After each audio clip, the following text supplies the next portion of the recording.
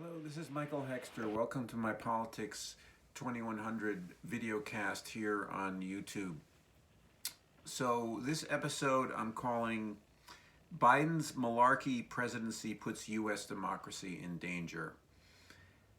So I've observed for a while now, especially as Joe Biden, entered the presidential race in 2019,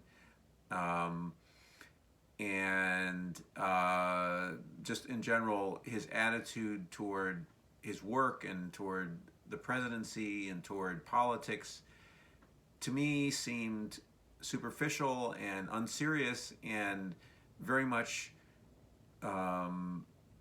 like the malarkey that he said that he was eschewing in his campaign. In other words, the no malarkey image that he cultivated.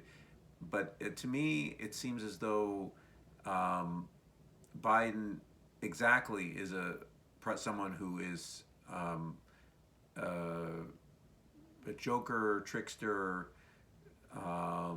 Joker in not in the sense of the Batman character, but just a sense of someone who is unserious and doesn't take the impact of his actions fully seriously and fully.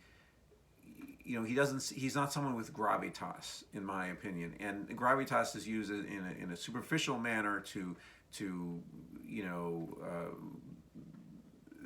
as a descriptor of people who are, to me, do not have gravitas. But in any case, he is someone who, especially in his ambition to be the leader of the U.S. government, and also, over many years, that his self,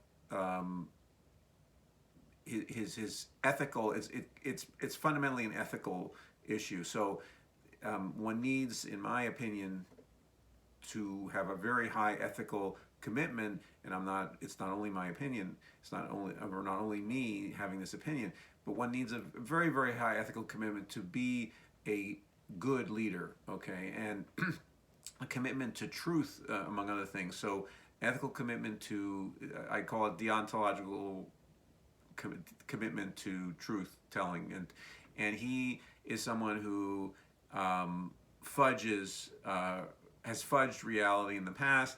He was allowed by Bernie Sanders during their debates in 2020 to skate and not to really be challenged in terms of his own record. And so it's not entirely surprising to me at all that what's happening now with the Biden presidency, in where he has proposed this Build Back Better agenda and he's basically flubbed it, and that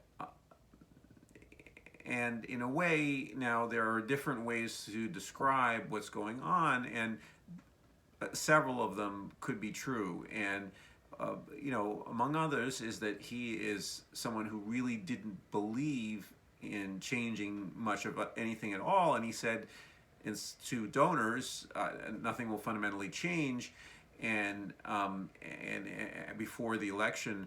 So he's someone who plays a malarkey or a sham game with the American people of a kabuki theater, so to speak, of change or of doing something for them, but then not really intending to do anything for them. And this is tragic, and this is disastrous for the American people, because there's now only one party that is even marginally committed to democracy and to doing something or other for the American people using government, okay? And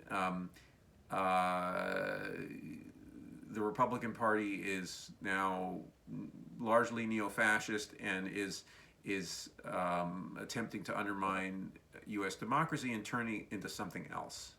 And so one of the hallmarks of Biden's unseriousness and his malarkey is that um, he invited the Republicans in to co-shape his agenda when he should have known that they had no interest whatsoever in helping him, and that he needed to go it on his own or with the Democratic coalition or Democratic um, uh, Congress, which he has.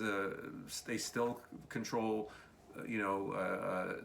really three branches or two and a half branches of government, and so formally, and so anyway, so the Biden's attitude of bipartisanship and so forth and so on, while it's considered to be quote unquote serious in Washington, was deeply unserious in terms of the actual reality of the year 2020 and 2021, in terms of what could be done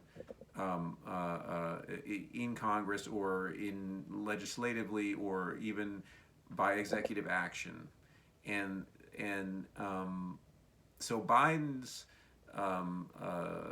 pretensions to helping people were exactly just pretensions, and were part of a sham. Okay, and they seem to be part of a sham. I am putting this out there in a way as a last ditch effort to suggest to someone who who would be listening that maybe he could recognize that has been living a lie and that he can rectify that. But that's a very, very slim chance. That's a fond hope. Okay, and I don't see any reason why he shouldn't be spared the consequences, public consequences of, even though I am simply a YouTube vlogger here, but the public consequences of people recognizing and pointing out his unseriousness and his lack of really taking the moment that he finds himself in and that we find ourselves in the United States seriously enough to do all he can, okay, to help the American people, okay, and to potentially defy the wishes of some of his major donors. So this is the other alternative story that can be told and is being told by left journalists, by the Young Turks, by, I think, the Majority Report, Sam Cedar, and Emma Vigeland. So that anybody who, with an independent mind, looks at his record and who he favors and who the coalition of the Democratic leadership, Schumer, Pelosi, and Biden, and Hoyer mixed in there, that they are creatures of the big donors, and that they are basically doing what corporations want them to do, and that's really, and they're doing no more. Okay, and they're essentially taking instructions from large donors, and as do the Republicans as well. So they are not exceptionally corrupt in this way, but the game they're playing, and this is where my commentary about the good cop bad cop game, I think, is relevant. And anyway, that to be the good cops, they need to flirt with people and create this sham, this malarkey of caring and of trying to do something when they don't really mean it. And they now, there are varying degrees to which you could say that some of these figures they actually do want to do something, but they only want to do something within the confines of the mega donors. what the mega donors tell them, what the donor class tells them, and so their role as the good cops is to be basically a weak and ineffectual party that doesn't really do anything for the American people, but is, as I've wrote in early 2020, they act as a containment vessel for popular discontent, so that basically, people think, well, at least they're kind of not the Republicans, so we'll vote for them, or whatever, or that they are making noises as if they care about us, and so therefore I'm not going to push really hard, or and I'm afraid of as we should be afraid of the Republicans and what they could do in office, and what they are planning to do, and what they're already doing in terms of undermining American democracy. So anyway, so